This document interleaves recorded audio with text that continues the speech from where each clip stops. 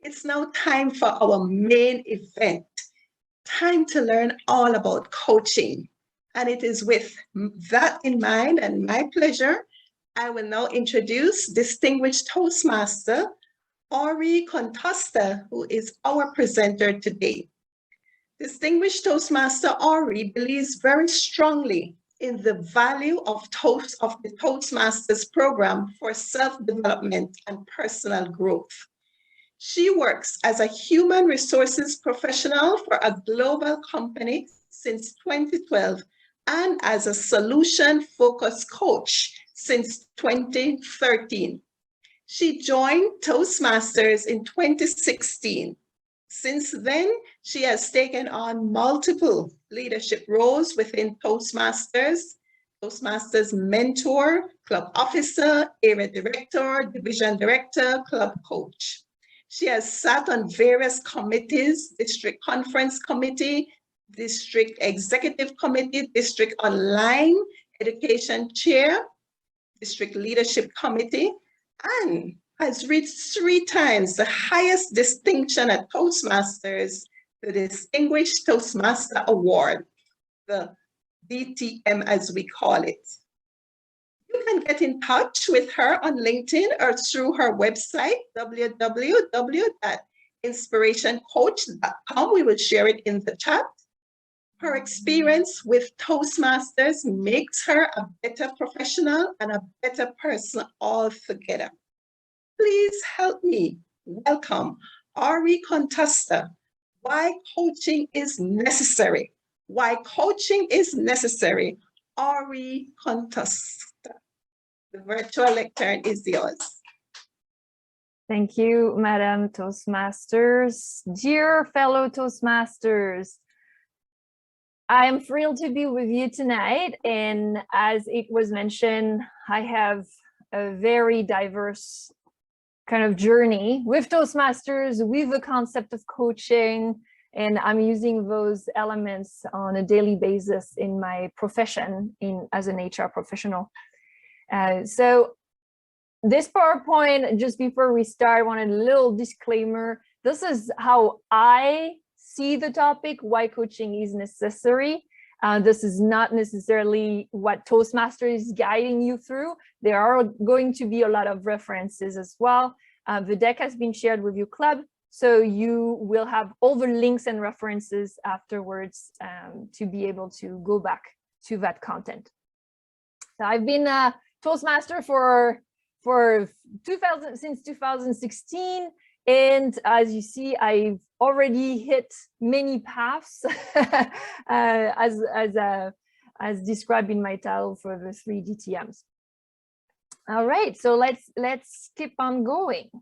Today, we're going to tackle the questions of why coaching is necessary into 3 sections. Each section, I think I will talk for about 15 minutes, and we'll have 5 minutes of questions after each of the section, and we will even have questions at the end of the full presentations if anything else comes up.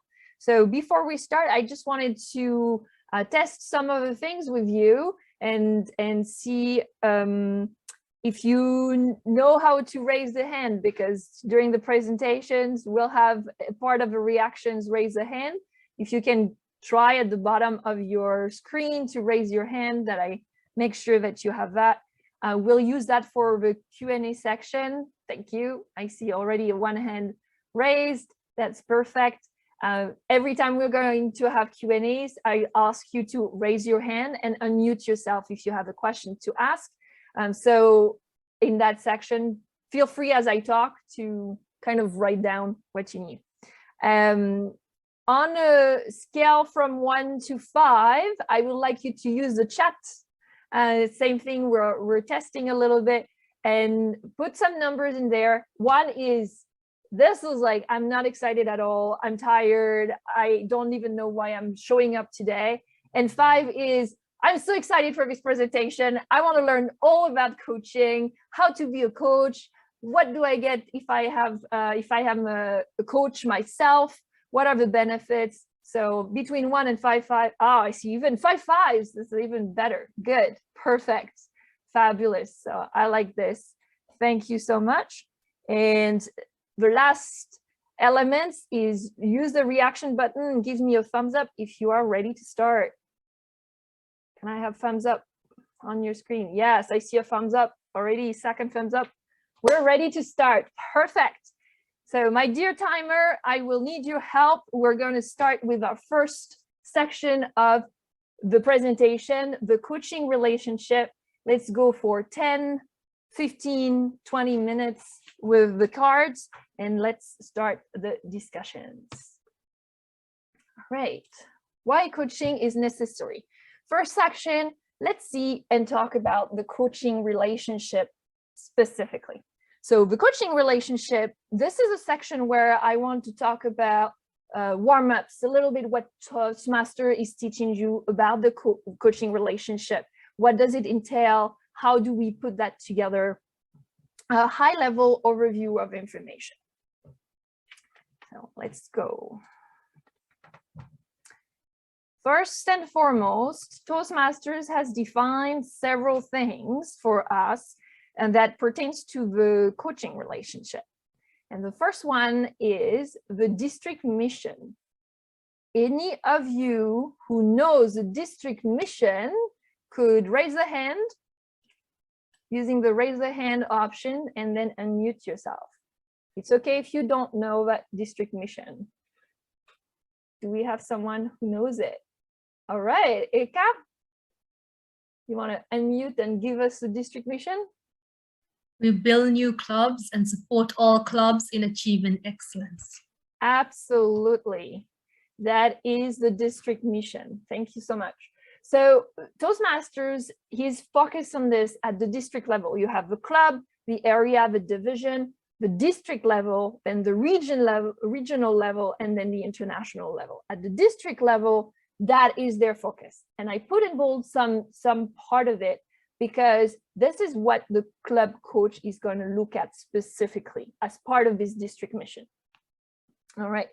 We do have positions that are like many positions, or you heard some of them within Toastmasters that you take on to support that district mission.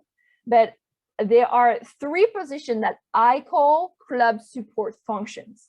Those 3 positions are the club sponsor, the club mentor, and the club coach, which is what we're going to talk about a little bit more in details together. The club sponsor, what does the club sponsor do? The club sponsor is the one when we create a brand new club who is going to support that administrative piece, like the relationship with Toastmasters, talking to the people who wants to be part of this club. They are going to be that liaison at the brand new beginning of a club's life. That's a club sponsor's responsibility. And sometimes it's very quick, sometimes it takes quite some time. But they are responsible to help create and build a new club, just make them appear. The club mentor is the person that is going to take over once the club is created. The club has existed.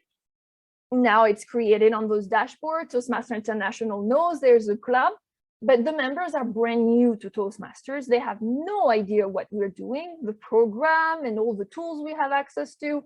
So the club mentor is going to be here to mentor the members, mentor the club executives or club officers, to give them a little bit of guidance. It's usually between 6 months and a year, sometimes even longer, depending on what kind of type of clubs and in which district you are. The club mentor is here to guide those brand new Toastmasters to come up to speed because the club is brand new. That's the role of a club mentor. And then we have a club coach, which is what we're interested to learn about today. And the club coach is the person who is going to support the club, support all clubs in achieving excellence, is going to support the club when they are struggling. They've been around for quite some time. Maybe their membership is dropping. Maybe there's some conflicts internally. The executives don't know how to work well together. They need some additional input. Then they bring on a club coach, somebody who is a Toastmaster and who is going to be able to guide them and support them because they are in that particular situation with their club that is a little bit difficult. So that's a club coach role. Now, Toastmasters gave you this definition as well of a club mission. Any of you, please raise your hand if you know the club mission. By heart? Not yet. I had to cheat a little bit as well. I was like, I have a beginning and then I wasn't sure what was the full club mission. It's the same club mission all over the world. Every single club has the same mission. It's to provide a supportive and positive learning experience in which members are empowered to develop communication and leadership skills, resulting in greater self-confidence and personal growth. That is the same club mission all over Toastmaster clubs in the world. And you see that I highlighted supportive and empowered. Those are very specific contexts that the club coach is addressing. When they come to a club to support a club, they are here to support the club that is also supporting that piece on the district mission. And they are here to empower the members to fix whatever situation they are in, whatever problem is there. They give them the tools, they help them to move forward, and then that way they support the club mission. So those are kind of few concepts that we have, we can touch on. One element that I just wanted to add is the club sponsor, the club mentor, and the club coach are 3 roles that fall under, at the district level, under the club growth director's responsibility. So when you join and you take one of those roles, if ever you are called to serve under those roles, you're joining as well the CGD Club Growth Directors team to support the district mission. So you're going to be under their umbrella and they are here to help you out. If you have no idea, you ask them, they're going to give you some tools and some training as well. All right, so that's the first element. Now, the role of club coach. Well, it says in the name, there are 2 parties in the club coach role. There's the club side and there's the coach side. So what does it require? Toastmaster is telling you and giving you some guidelines on how do I become a club coach and when they could consider you to become a club coach. So first, there's the requirements on the club side. Oops, this is it here on the club side. Toastmasters and on the coach side. Toastmasters is indicating on the club side that to become a club coach, the club that you're going to coach need to be at least one, need to have at least one, but not more than 12 members when you are assigned as club coach. That's Toastmasters requirement. So if your club is struggling and have 8 members, the club members can request to be assigned a club coach. If your club members are 12 members and they're just adding one more, then probably you can't ask for a club coach because now it's going to turn into 13. And then Toastmasters is going to say, well, you're well on your way. You found ways to increase your membership. So there's a timing element as well that plays out. You probably know that it's the renewal time right now. So the dashboards that Toastmaster International is looking at for each of the clubs is going to refresh and is going to give the exact number of members for the month of April. So that's a great time if you want to be a club coach to look at those dashboards, because all the clubs that haven't been able to renew enough people are going to be able to request a club coach, and maybe that interests you to go and help them. On the coach side, to be a coach of a club, Toastmasters, it says that you cannot be assigned coach of the club if you are already a member of that club. That's Toastmasters like a requirement to be able to be assigned as a coach. You can become a member of that club afterwards. However, at time of assignment, of your new mandate and your new role, you should not be a club member already. So things to think about. Same thing could be a timing thing. You've been visiting and you're like, oh, they're really struggling. I want to become club coach and I'm also going to become a member. I want to help on the membership side. So you need to be assigned first as club coach and then become a member. All right. And then there are like an additional elements here. You can partner with another person to be club coach. That is something you can do. In that case, there will be up to 2 people working together to support a club that is struggling.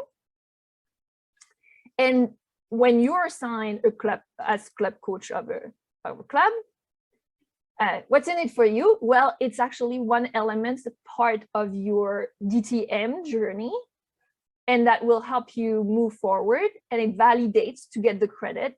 There is one requirement for you to think of, is that you need to help the club to become distinguished. Become distinguished by June 30th, which is the end of a Toastmaster year, either of the year when you've been assigned or of the year after, because it could be, your mandate could be between one day, if you are assigned on June 29th and you help your club being distinguished by the next day, fabulous, great job, you're so good. So it could be as short as one day, all the way until two years if you've been waiting for the next cycle to help the club. So that's the relationship, that those requirements are so important. It's the foundation of a relationship. And the club coach relationship is a contract between the club that set expectations and they have a certain needs, and the coach that is here to answer that expectations and that needs. How this entire kind of assignment goes, it's pretty easy. The club is asking, says, I have less than 12 members. I need at least one coach. They contact the district because you're now part of the district club growth director team. They contact the club growth director and ask for a club coach. And then when you are on that list, pending, I'm like, oh, I would like to be club coach. I don't know, whenever a club is requiring, you're going to be called upon coming and visiting the club. You write a little report, and then just your first impressions, how you think you can help, what's your motivation to help this club specifically. Sometimes you're not motivated, you visit a club and you're like, it's not a good fit. I don't think it's gonna work. Sometimes, yes, I really want to support them. So you write your report, and if it's a good match, then the club growth director is going to ask Toastmaster International to assign you as club coach of that specific club. That's how things work. We'll talk a little bit more about the recovery plan when we are talking in the section of when you are the coach of a club. So here you go. Working on styles and expectations. So I mentioned that you are going to be assigned as a club coach. The club has a specific need. Some clubs have needs of you bringing all your knowledge. Sometimes they already have a pretty good knowledge. They just need some additional elements. They don't need you to tell them what to do. They already know what to do. They're just missing little things. So that is going to be requiring you to use different styles and have different hats. You're still a club coach, but you can use different techniques. So that would be first style, the teacher. Second style, the mentor. And third style, the coach. So you can be club coach with a teacher style, club coach with a mentor style, or club coach with a coach style. Let's see the difference. The teacher style. For me, those concepts is just the way I interpret it, and just to give you some ideas of what it is. The teacher style is really the idea of when you're growing plants, you're looking for that tutor, that direction that sets for your plant that growth. So you're here to give them information, share the rules. They're brand new, they don't know, or they have been having so much turnover, they have no clue, they have new members. It's a big mix of a lot of things. So you're here to share your knowledge, and that they're craving for this. So that's the style that the hat you're going to take to share information with them when you club coach. If you're using the mentor hat, you're going to be like that podium. You know, when you're a teenager and you look at those posters on your wall, it's like, oh, I would like to be like this superstar. I really, really enjoy that personality, or I love how this person sings, or things like that. So this is when you have the mentor hat, you're here to lead by example. You are a role model for the people in the club. And they're going to look at you like, I want to be like this coach. I want to do like this coach. I want to exhibit the same behavior as this coach, right? So you're going to be the role model. And here you're here to share not your knowledge, not all the tools, sets, and toolkits. You're here to share your experience with them. And then if you use the coaching hat, the coach hat as a club coach, you're going to play a role, what I qualify like a mirror. So the mirror is, you're here to kind of orient and give them a different look at things, not just to help them have that introspection, looking in a different way of what's going on. They have the knowledge, they have kind of an idea where they want to go, they already know, but they're not looking at the full situation with a full view, and you're just here to highlight certain elements. Hey, this is maybe a miss over there, right? So that's a different behavior, and that's also a different expectation from the club side. Depending on their needs, they're going to ask you as a club coach, can you help me with that tool? How do I use Club Central? I have no idea. Or I really like how you do a speech in our clubs and you use vocal variety. How does that work? Can you share with me how you do it? Or even it's like, I'm seeing this and I don't know why, but it's not working. And I've tried this and I have tried that. And I'm like, what are my options? Help me think through it. Okay. So those are all the information. Toastmasters International is giving you a guideline that is on the website, and it's called The Leader as a Coach. And I'm just going to read real quick, and that's the last point that I wanted to make in that section. The leader as a coach's responsibility is to provide team members with the direction and feedback they need. Specifically, a coach sets high but achievable expectations, guides team members, offers support, gives advice, provides feedback, and encourages team members. So that's a role defined as a coach by Toastmaster International and as leader as a coach by Toastmaster International. And you can use whatever hat to help realize those objectives. So we're going to be we just finished the first section. We've reviewed the coaching relationship given by Toastmaster International. So I'm just giving you 5 minutes. If there are questions here of what I presented to you at this point. So to show the cards, Madam Timer, 3, 4, and 5 minutes, just if we have questions on what I presented for clarity. And yes, Julie raised her hand, so go ahead, Julie. Thank you for this information, Distinguished Toastmaster Aurie.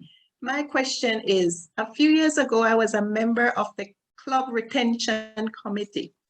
And even though there were several clubs that had a membership below 12 or below, they refused a coach. I just wanted to know, how do you approach that? What can you say to change their minds and let them know? Because they see it as a failure, as if you want to come in and they're not doing something right, even though they can look at their membership and tell that they need some assistance. So how do you approach that? And that is touching on what I'm going to develop a little bit on the next section, being coached. Being coached means that you are in a position that you're open of receiving coaching. And if that person is not ready to receive coaching, you can't force them, because they're going to fight you really, really hard. So if they are not ready as a club to ask for a coach or get someone to help them as a club coach, my first inclination is to ask the area director to stay kind of very close to those executives, because it's part of their area, and just to help them the best they can without that contractual relationship of, I'm your club coach, I'm assigned to you, and I'm going to guide you and use all my hats, right? But at least we're still there, and Toastmaster International has still a presence with that club and those executives to help them the best way we can.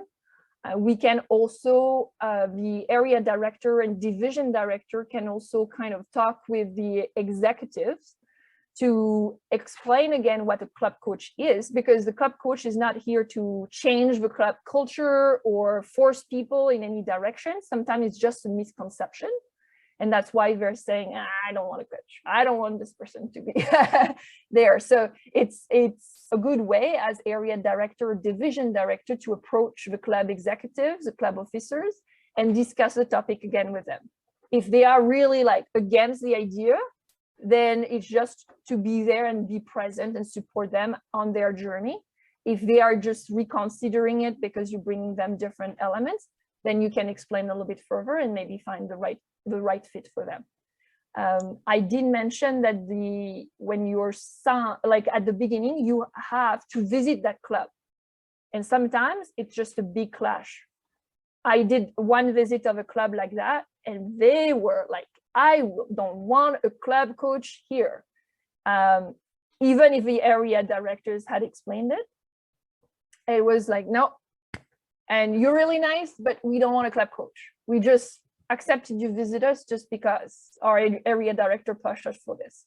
So it wasn't a good match, and I just backed off and let them have their journey as a club. So a few elements to think about for sure. Any other questions so far? If something pops up, we'll have another section after. Anyway, we'll have those poses little by little. Okay, wonderful. So let's move on to the next section. Madam Timer, I'm going to ask you to keep an eye on 10, 15, 20 again. We're going to touch on the next section, which is being coached. All right, just need to being coached. Here you go. Being coached, being coached. I'm going to ask this time the members to use the chat. So we'll take a little moment, and I want you to put in the chat. That's why we did the testing. Why did you join Toastmasters? What was the original motivation that you had to join Toastmasters? So take the time to type the answers. I'm just going to open the chat here to see what your answers are.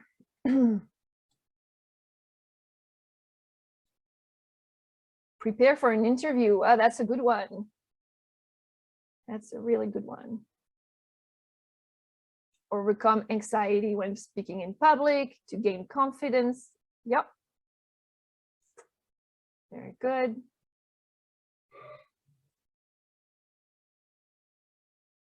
To help others. Yes. Toastmasters is offering so many different options for us. So you probably all have different reasons.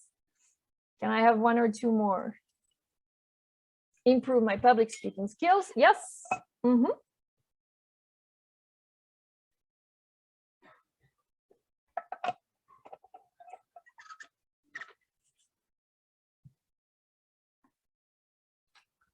Okay.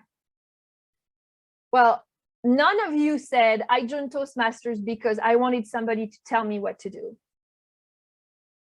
You may joke about it, but that's the teacher side or teacher hat that we may take as a club coach, right? Nobody really wants to be told what to do. We all join Toastmasters for the same inherent reason, which is to be stretched, to grow, to become better at something, either in our leadership skills, in our confidence level, in our public speaking skills. We just wanted to go to the next level and be stretched just enough to find something in an environment that helps us to grow and expand and become a better person in general. But we didn't want somebody to tell us, you have to do this to get there. We wanted somebody to support us and guide us to the next level. It's the same principle in coaching. Exactly the same principle is coaching. We want to be supported, and that's what a club coach is doing for a club. It's to support them to reach the next level and be a little bit better. All right. Okay. So again, in the chat, why did you join your particular club, Toastmaster Club? You may have visited several of them, or you visited only one of them and you joined right away. What made you trigger this, like, oh, this is why I need to join this club?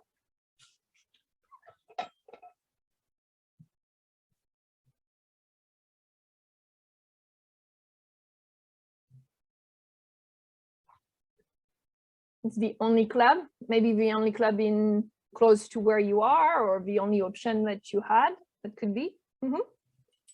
Absolutely, that works. The only club on the island, yes. Gotcha.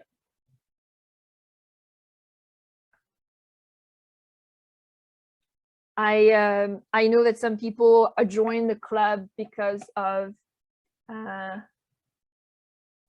yeah, the familial environment. I was invited and I liked the ambience. Okay, yes, you like the how you were welcomed and you connected with the members. Yep.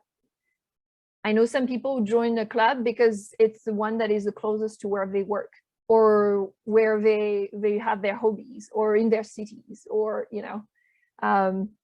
But no matter the reason why you're joining a Toastmaster club, all the time it's because you go back to the club missions and you feel like you have a supportive and positive learning experience and that you're ready to grow.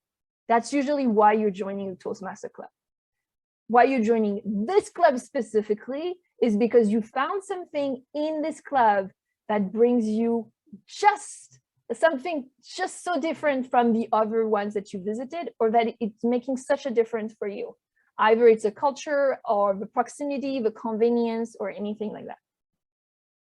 So you're really empowered to develop yourself. You're supported by the other members. You like the environment and you like the club mission. Well, the club coach is here to revive that flame.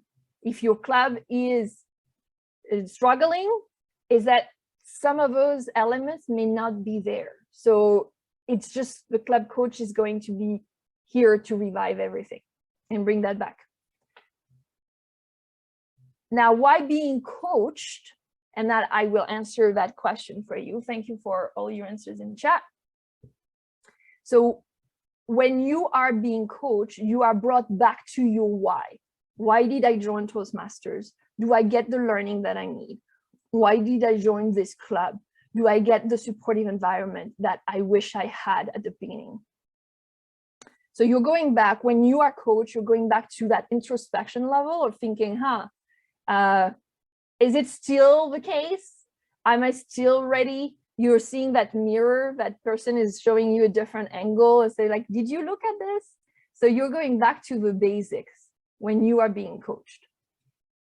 And it also helps you with that methodology to solve any problems that you are stuck in. Like any situation you may be in. This is the only club that I have that, you know, I'm missing something. And I wish that somebody will help us get there, get back to the next level. So that's why we're usually being coached, is either we want to go back to our why, or we want to get out of a situation where we're stuck currently. Right. Oops. Next slide. Getting unstuck. I was just talking about that. As in my profession as a coach, I had certain clients, and we mentioned it in the question section, previous section. I had certain people who were really skeptical regarding coaching, and I thought coaching is not necessary. I can get unstuck on my own. I will do it on my own, and I don't need somebody else to tell me whatever I need to do or to guide me through the entire process. I'll find the information on my own. I'm like, fine. So they explored different options. And then most of the time when they do that, they dig a hole, because those people are in a situation so stuck trying to find the root cause and the reason for every single problems that they have in the situation. And they start like going in introspection mode, but in such a way that they're digging and digging and digging and digging. They're going in details, and then they never find the solution that works. The coach, they come back to me and say, well, actually, I need a coach. I need a coach to get unstuck. Now I'm like so deep in this hole that I dug. I need you to help me get out.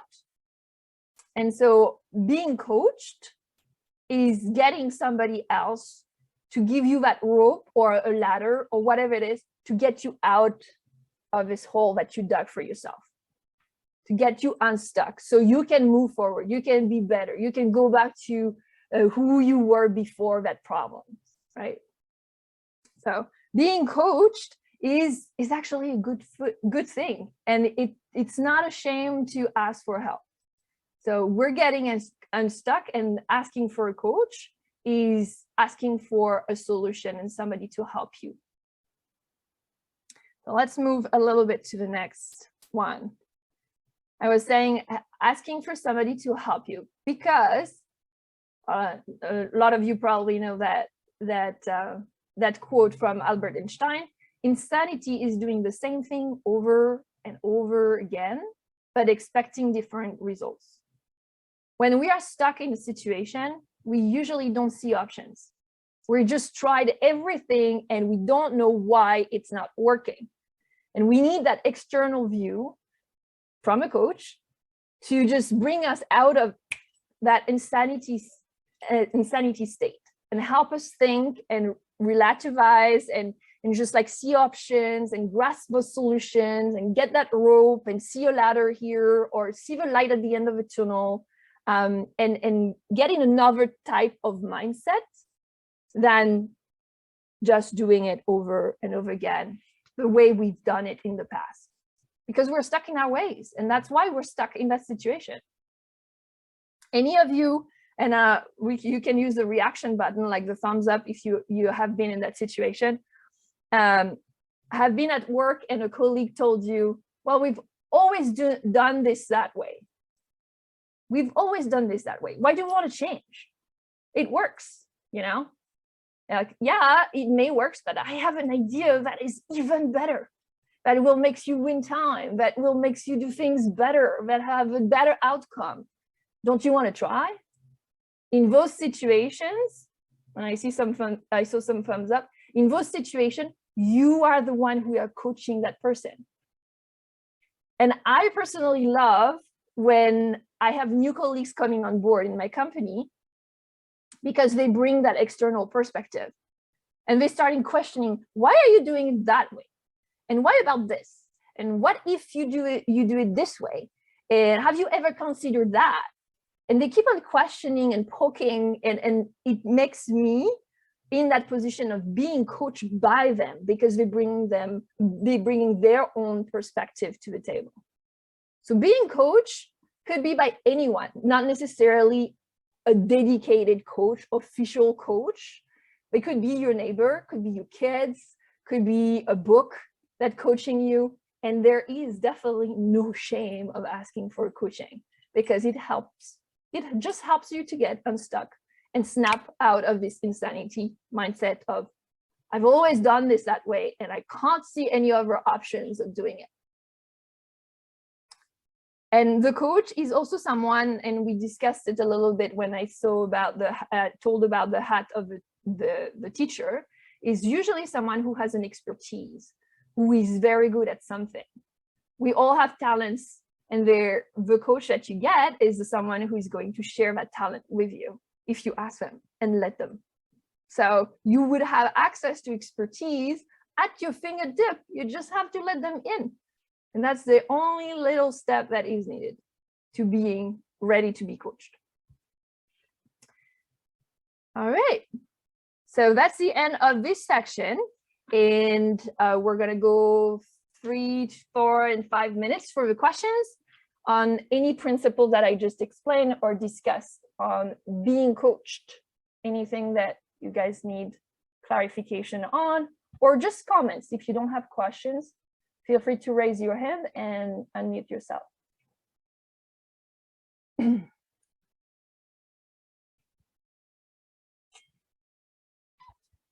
don't see. Yeah. Kisma? Yeah. Hi, good evening, DTM Aurie. Thank you so much for an enlightening session so far and for all the nuggets that you're sharing with us. And I just really want to concur with you that indeed coaching seems to have a negative connotation. And a lot of persons think that, you know, something is wrong with me if I were to seek coaching. But personally, I can attest that having gotten myself some coaching really got me moving so much faster within a few short months than I would have tried to move in 30 odd years, you know? Yeah. So I would love to encourage anybody on this call who might be struggling in any area of their life, if they realize that they want to move to the next level, but things are not happening, that there are some blind spots that you may not see, that you cannot see. And you need somebody from the outside who is able to guide you through and to help you to get to that next level. So the stigma that's attached to coaching, we really do need to help persons. And that's my question, I suppose. How do we help persons to remove the stigma from coaching? When you're approaching someone who you notice would benefit from coaching, or a club, for example. I know you said that if they don't want it, that you can't force it on them, but not necessarily forcing them. But how are you able to influence somebody to see that coaching is not as bad as they might think it is? And it's a great question. And I would say use your different hats. So if you use a teacher's hat, you're going to share knowledge and tools. And I will talk a little bit later about some of the tools as well that you have at your disposal. If you see that in that situation, hey, I've used that tool personally in the past and that has helped me tremendously, maybe you want to use it and you just put the tools in their hands, right? So you're just passing on that knowledge. Or you use your mentor hat and you approach them on saying, you know, my own experience, as you just shared right now, I've used coaching, and by role modeling that you use coaching and you have no shame about sharing that you use coaching and that it was really beneficial for you, then you will set the example for them and maybe get them confident to approach that concept and approach and ask a coach. Maybe you recommend a coach that you have that you think is appropriate for them and for that situation. Or you use your coaching hat, which is that new colleagues at work, and is just asking questions and say, have you ever considered this? That's it. You just, and then you back off and you let them think, because you have planted the seed, and then it's going to grow and they're going to think about it. Sometimes people just need some time to think about it, right? So I would say use the different approaches.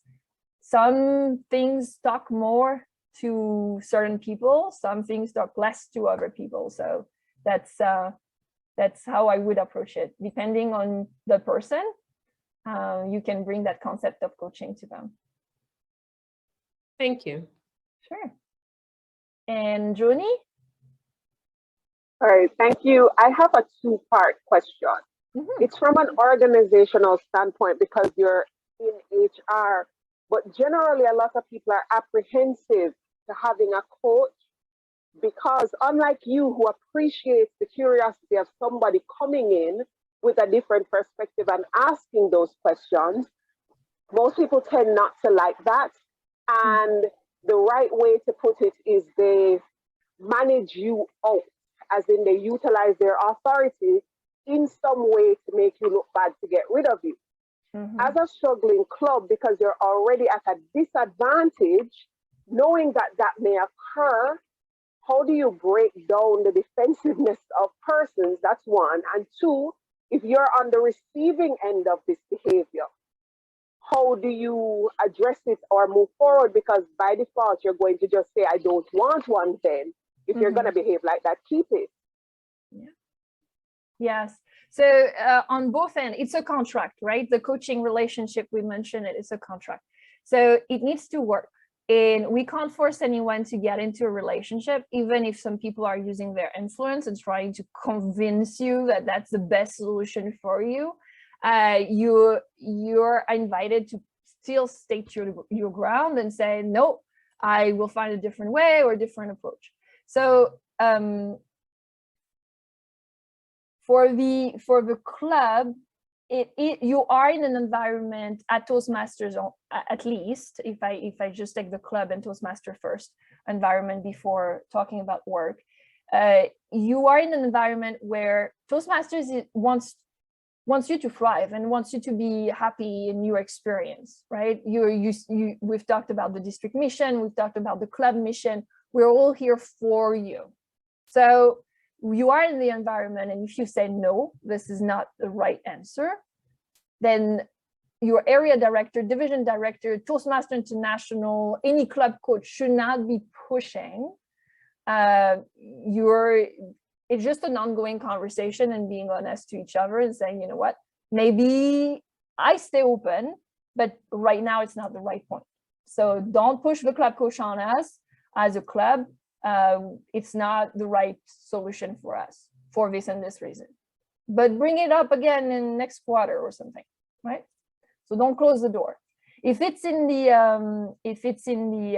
work environment, as you said, there's like some kind of hierarchy, kind of power play going on, which is a little bit different. But again, your employer is supposed to want you to thrive at work. He's paying you for a service, right? So he wants you to perform on the job, and offering you a coach option is not necessarily to manage, you're doing bad work. It's just to give you that extra help to do better work, to go the next step, to produce more value, to thrive and enjoy your own position and your own job. So if you're saying, well, thanks for the offer, but no, thank you, they're going to keep on pushing, saying, well, we want you to move forward, to be better. If you say no, thank you, for what reason? They're going to ask you for what reason. Same thing like in the club, at the club level. So be ready just to argument and say, maybe it's just not the right time, and let's rediscuss. Or I found another option. Rather than a coach, I would like a mentor. Or I would like just to have one-on-one, more often one-on-one conversation with my manager. Offer options to them. And I think that will help in the conversation for sure. I hope that helps, Joni. Yeah, good, perfect. All right, so we're gonna move to the last section of when you are the coach, but you're the one coaching others. So we discussed the coaching relationship, being coached, and then we're doing being the coach this time. And again, Joni, 10, 15, and 20 for your time cards. That's perfect. All right. So I wanted to discuss in that section a little bit of when you are the coach. And I had the great pleasure personally to coach 4 clubs. So I coached community clubs. I coached 1 community club, 2 corporate clubs, and 1 specialty club. So let's talk a little bit about those different clubs that we have. And as club coach, you that means that I've been assigned, I've done my little report, recovery plan, or some ideas already from the first visit when I went there. And I really wanted to help those guys, like whoever was, like the different clubs, why they were here, what was their vision, who were members. I just wanted to help them. For whatever reason, each club is so different, but for all of those clubs, I really wanted to help them. So I wrote that little recovery plan as a suggestion and with my recommendations, and I sent it to the director, club growth director. They processed my request. They said yes. The club's officers confirmed that they wanted me, and that was a good match. Because I visited one of the clubs and he said, no, we don't want a club coach, no matter what. We don't accept any request. And then it has been assigned. I received actually even a little emails. I put it in the sample annex of the deck, an email from Toastmaster International, you club coach, and I even received a little pin, club coach. So all of this has been done already. And now I am with Tangri Toastmasters as club coach. In my recovery plan, it's just an excerpt because I wrote different things. But that is one observation when I visited them originally, that was that I made just seeing their club for the first time, going around. So the execution of a meeting would gain to be polished. That's something that I just observed when I went there, either with the time management or completion of the roles on the agenda in advance, because they were struggling putting things together, kind of the energy in the room, like we need to have some fun and some, applause. Guys, you're here to have fun. This is a club to work with each other, celebrate whatever birthdays or things, special events. So those are things, elements, and I mentioned over once, but that's one of the things that I picked up on during my visit. And one recommendation that I had at the time was to bring them to that distinguished status. So my club coach experience will be recognized and they will benefit from this. I was recommending organizing 3 open houses, one in February, one in March, and one in May. Because I was assigned in February, beginning of February. So I said, hey, let's organize open houses and grow your membership and kind of have those big events to address the specific points. So that is a picture of our first open house in this club. And I would like one person to raise their hand and give, as a good Toastmaster, some evaluation of what you see on this picture.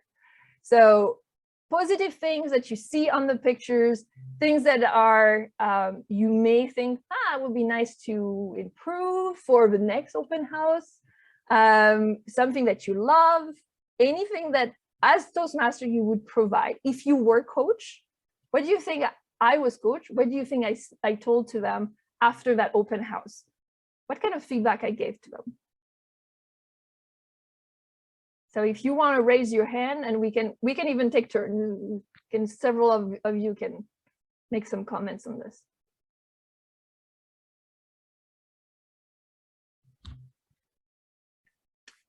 Yes, Kisma. Yes, I'm going to take a shot at this. Of course, it's just a photo, but from what I see, since it was an open house, wanting to invite persons to become a part of your club, it appears to me that you were having some fun. Everybody seemed to have been engaged with the person who is presenting. However, it seemed a little bit too formal. Everybody's sitting at the desk and just like a regular meeting. And so perhaps you would want to have a wider space so you can have more fun activities, as you would have mentioned, instead of sitting around the table. That's my observation. Yeah, absolutely. Absolutely. And that room, to give you context, that was part of also my comments, is that they had a very small room. And I told them when I went to visit, I said, your membership is going to grow. Where are you going to put those people? So your club is struggling with membership, but if you're not offering that space, you're not anticipating that growth, and you're going to need to rethink a little bit as a club where you want to go. And they had never thought that, I have 4 walls and this big table in the middle. We're going to fit maybe 10, 12 people. But once we arrive at 20, we're going to be like this. They didn't think of that. So great observations. Anyone else wants to take a shot at providing feedback based on what you see? Everybody's shy. Come on, I'm sure.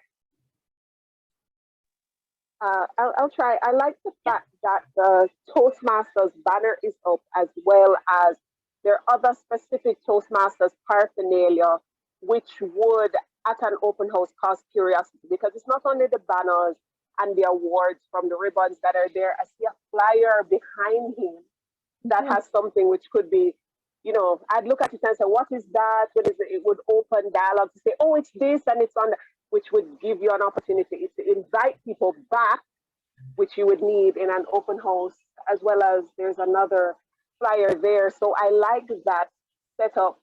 I like the fact that he looks open and engaging in how he's talking to people. I know it's just a photo, but you can see from his stance and the ball that he is actually actively trying to engage. And there are people looking directly at him, which means those who are there are interested in what he has to say, which means if he uses that right, he would get, I call it the meeting after the meeting opening. To go, yeah, you have a point person to get people to come back. Beautiful. Yes, and that branding aspect of you are in a Toastmaster meeting. When you enter the room, you know that's Toastmasters and not a board meeting or whatever. It's so important.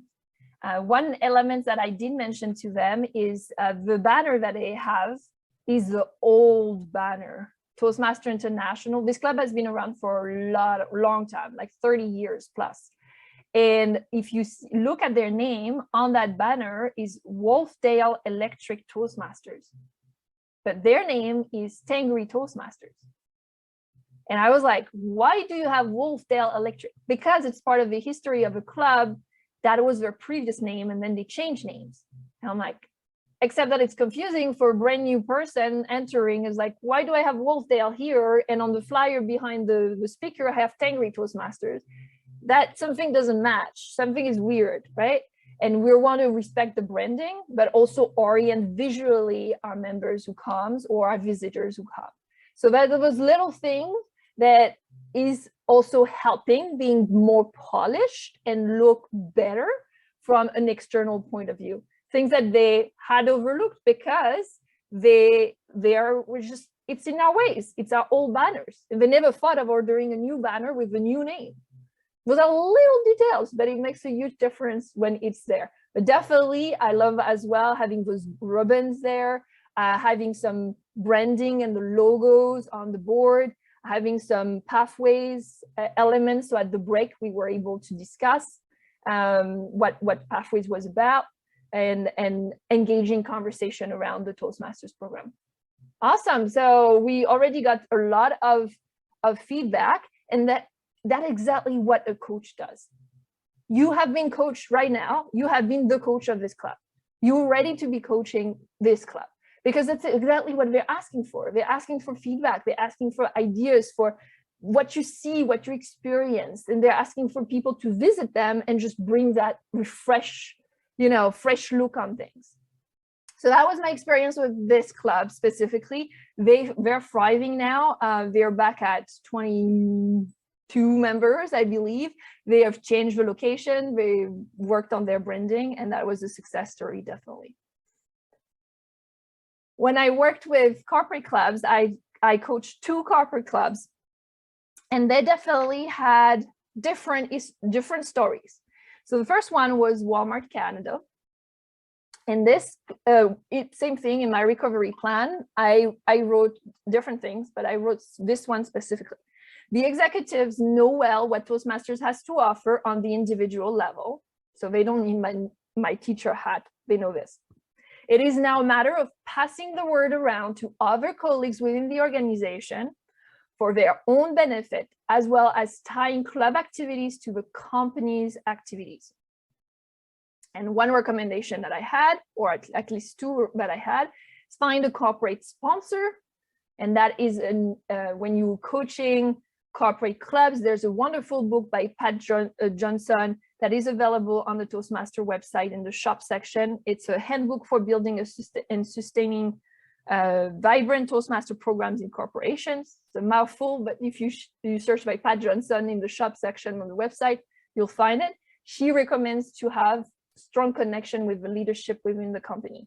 That is exactly what's happening here. And it was missing, that link was missing. And that was my experience talking, because I belong also to a corporate club, that they needed to connect with the HR department or a leader to continue thriving as a club.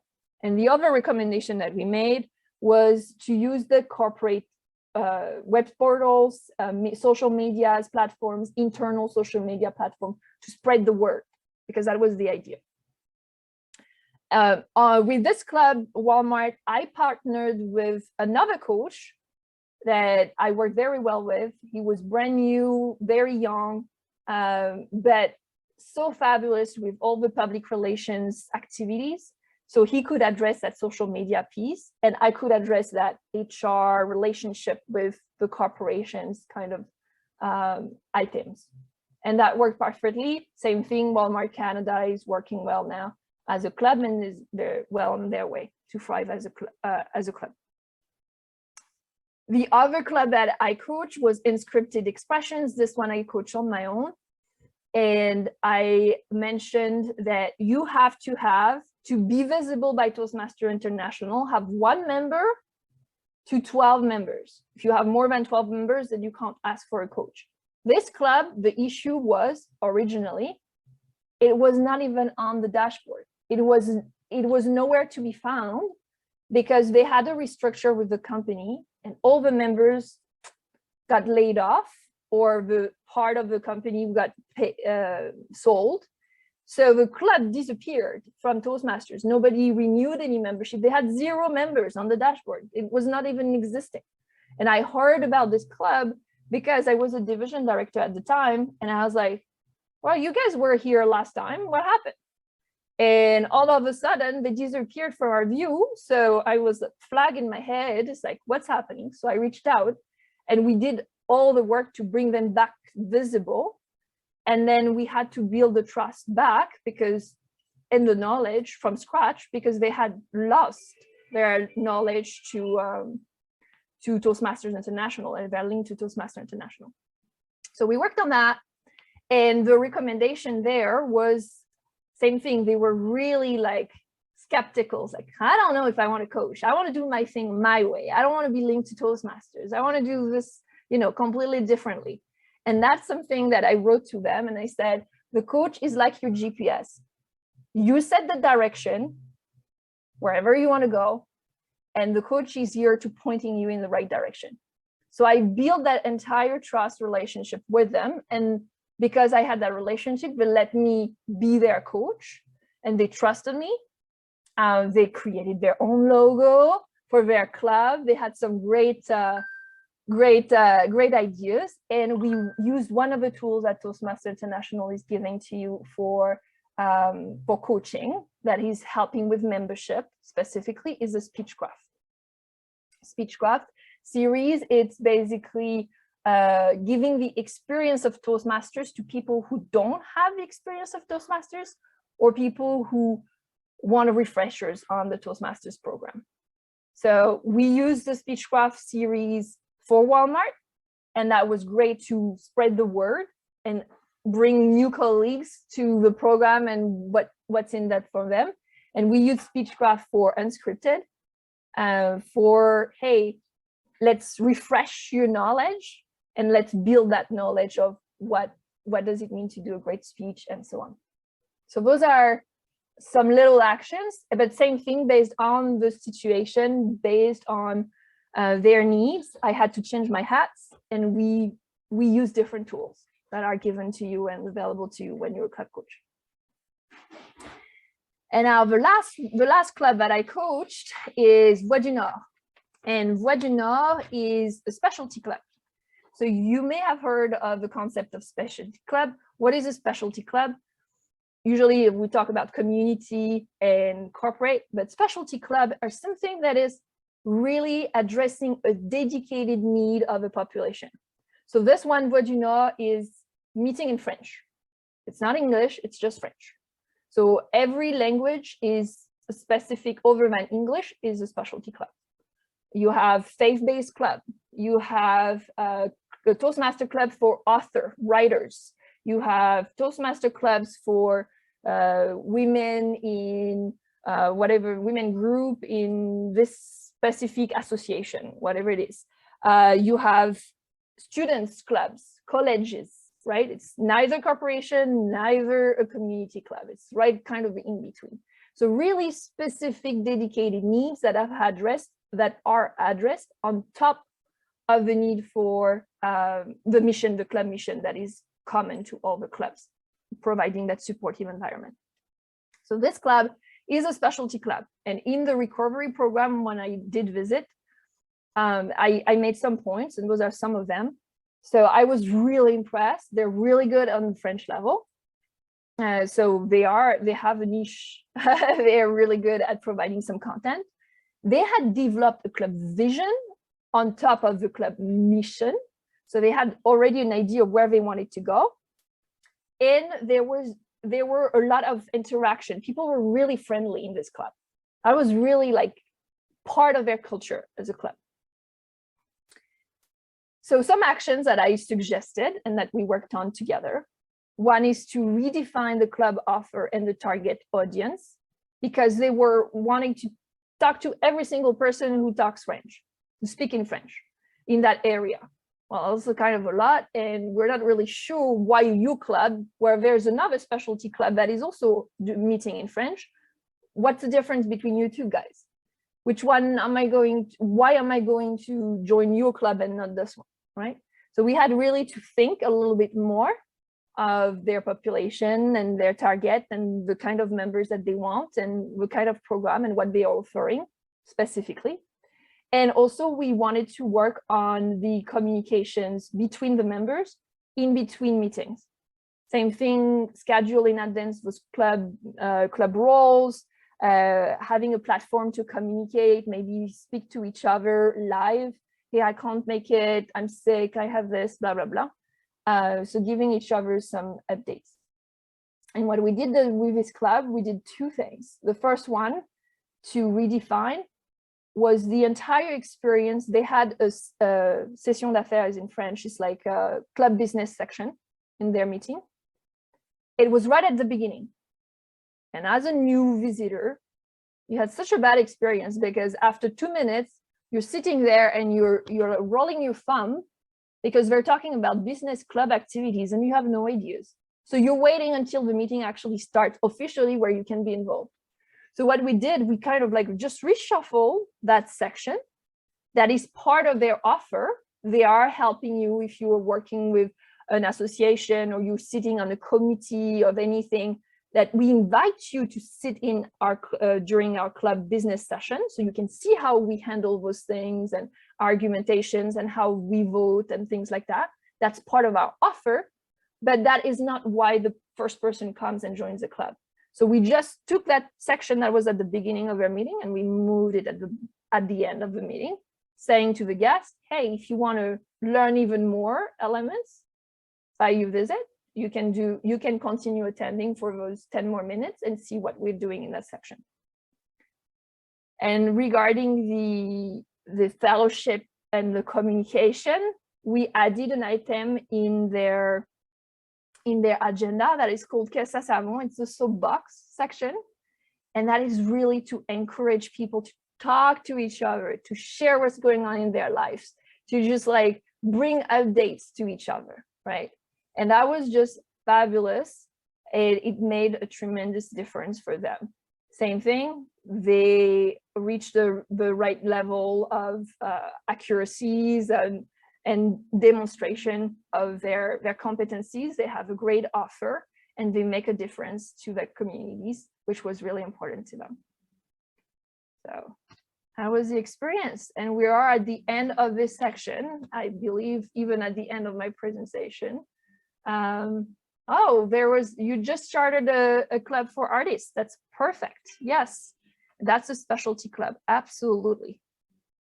So just to summarize, now we're going to go in that 5 minutes questions. So 3, 4, and 5 minutes mark on the timer just for the questions of that section. And if you have anything or any other shares, you don't have to have questions. Shares are great, like chartering a specialty club for artists. And then if there's no other comments, we'll just go to the conclusion. So yes, okay. Hey, thank you, DTM, Aurie. My question is, who would get the credit if you're having 2 persons coaching the club? Is it just one person would get the credit, or both persons? Both persons will get the credit if it's a successful coaching relationship, meaning if the club reaches that level, distinguished by June 30th, either the first time or the second June 30th, then both receive the credit for that successful relationship. Yeah. Okay. Why I ask, because most of the time I know it's one person. Okay. Yeah. And it's a great dynamic to have a colleague, because sometimes you can't attend, or sometimes you have that expertise in one direction, and they complement your input as well with their own expertise, and it brings more value to the club. So if you don't have to work it out alone, it's possible to have 2 coaches. They just have to accept to have 2 coaches. Yeah, Julie? Yes, DTM Aurie, you mentioned something that I have often noticed when we are thinking about, well, we are in a situation where we need a club coach and we're trying to rebuild our club. But sometimes we forget to look at how we prepare for new members to come into our club. We don't have enough mentors.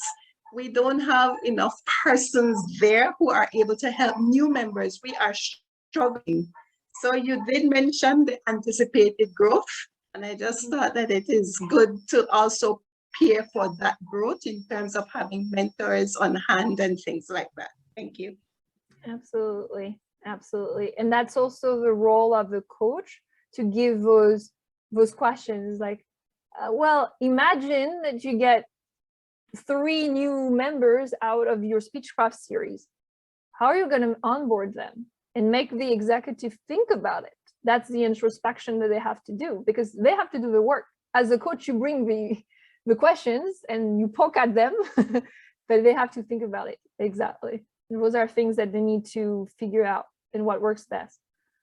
As a coach, you also have the option of becoming a member yourself if you're interested. I became a member of Distinguished ToastMasters when like really late in the process of coaching them, and because I really wanted to continue and being part of this club, and in that case you also become part of the capability of the club to support and answer some of those questions.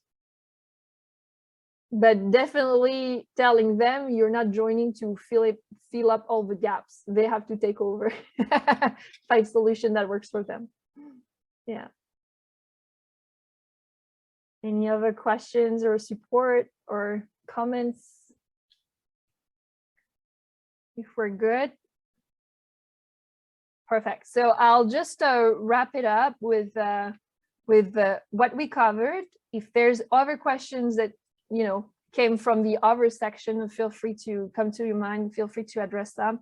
But basically, why coaching is necessary. I took it personally as a statement and not a question. For me, coaching is necessary by default because it's addressing certain needs, certain situations that other methodology do not address. And it's something that as a person, you're growing from. If you are being coached, the coach is going to give you that extra perspective, that extra thinking, introspection situation. It's going to give you some tools to get unstuck, and it gives you that new look at things. So that's all beneficial for you to be open and think maybe I will listen a little bit to what this coach has to tell me about. And if you are the coach, there are many, many advantages as well for you to be a coach. You're bringing, like, wearing all those different hats. You're using your skills. You can make some, like, deliver speeches in those places and lead by role modeling what you aspire them to exhibit as behaviors. You're using your skills, listening skills, observation skills, supportive skills, caring skills, your knowledge in general of Toastmasters. It helps you to apply things. And if everything is going well as well in the entire journey, you're validating a huge part of your DTM journey, which is the highest level you can reach at Toastmasters. And then it's validating what we call the club support category. And there is a big offer going on right now because we don't have enough people who wants to be club coaches. It's validating your district experience, because when you become DTM, they're asking you, Toastmasters is requiring that you either become a club mentor or a club coach, so having different elements. So you're validating this, but it's asking you to finish 2 pathways. It's asking you to organize a Speechcraft or youth leadership or being a club sponsor of a club. So if you're using Speechcraft, you check box that mark. And it's asking you as well to be a club district, a leader at the district level for 1 year, which is area director, division director, or a district trio member. And sometimes it's really hard to get this position. If you are right now a coach, club coach, and it's successful, you validate that year of service at the district level at the same time that you validate your club coach experience. So that's going on as an offer from Toastmaster International to encourage you to think about it. And I really enjoy personally being a coach of the clubs in Toastmaster environment. I love coaching people, and I really encourage you, like I think it was Kisma who mentioned it as well, to experience the coaching for yourself. Since I'm coaching, I just want to mention that experience that is coming up. I have solution-focused vision board webinar in May, and you can find information on the Eventbrite and register for it. And I'm working with another coach, and we're walking you through that process together, so you can experience coaching and see if you can reach your goal with that new tool specifically. So I will turn it back to Madam Toastmasters, and if there's more question, I can even take them on. But I thank you for listening and asking away. Thank you, Distinguished Toastmaster Aurie. Could we unmute and give her a round of applause, please, for this wonderful presentation? Great job, great job. Bravo, bravo. I thought this presentation was so timely because, as you all know, we're at the end of our due cycle. And if you go on the website, you will see so many clubs are struggling to meet their even 12 members, 20 members. It is an uphill battle for many of us. So I want to thank you for sharing your detailed knowledge.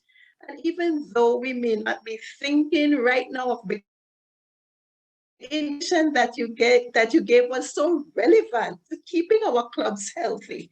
When you spoke about things like time management and energy. And I love when you mentioned too about the festivity and the friendship between members. I think those things are very important in ensuring that we not only survive, but that we thrive as a Toastmasters club. So thank you, Distinguished Toastmaster Aurie. We appreciate this timely presentation. And at this time, I will invite our Zoom master to display our certificate of appreciation for you. Thank you very much. Thank you so much.